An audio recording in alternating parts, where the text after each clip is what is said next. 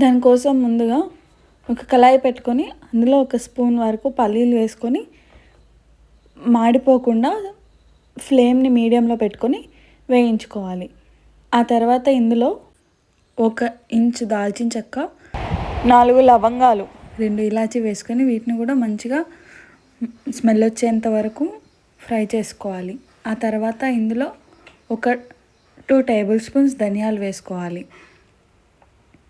వాటిని కొంచెం వేయించుకున్న తర్వాత ఇప్పుడు ఇందులో 1 స్పూన్ జీలకర్ర, 1/2 స్పూన్ మెంతులు వేసుకొని వీటిని కూడా మంచిగా ఫ్రై చేసుకోవాలి.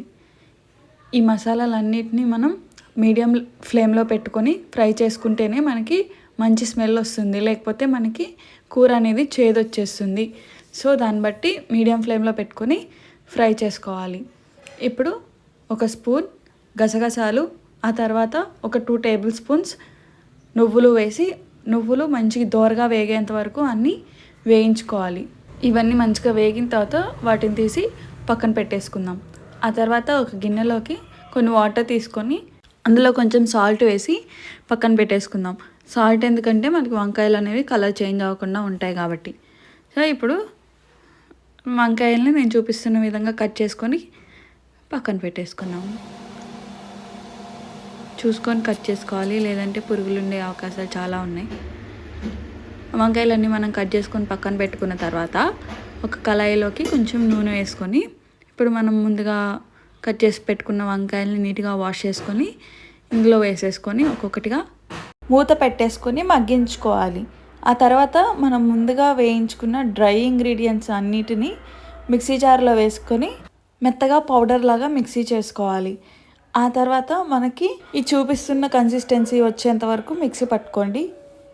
ఆ తర్వాత మన గుత్తి వంకాయ ముక్కలు మంచిగా వేగిన తర్వాత వాటన్నిటిని తీసి ఒక ప్లేట్లో పక్కన పెట్టేసుకుందాము. వీటిని కూడా మీడియం ఫ్లేమ్లోనే మగ్గించుకోవాలండి, లేకపోతే అవి చేదొచ్చేస్తాయి, ఇవి కూడా ఎక్కువ మాడిపోయి. ఇప్పుడు అదే కళాయిలో కొంచెం నూనె వేసుకొని ఆ తర్వాత కొంచెం జీలకర్ర వేసుకొని అది మంచిగా ఫ్రై అయిన తర్వాత 1 కప్ ఆనియన్స్ వేసుకొని అందులో కొంచెం పసుపు వేసుకొని మంచిగా దోరగా ఫ్రై చేసుకోవాలి.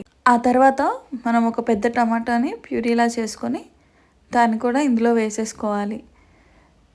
ఆ ప్యూరీలో నుంచి మొత్తం ఆయిల్ అంతా సపరేట్ అయ్యేంత వరకు దాన్ని ఫ్రై చేసుకున్న తర్వాత అందులో కొంచెం అల్లం వెల్లుల్లి పేస్ట్ కూడా వేసుకొని మంచిగా ఫ్రై చేసుకోవాలి.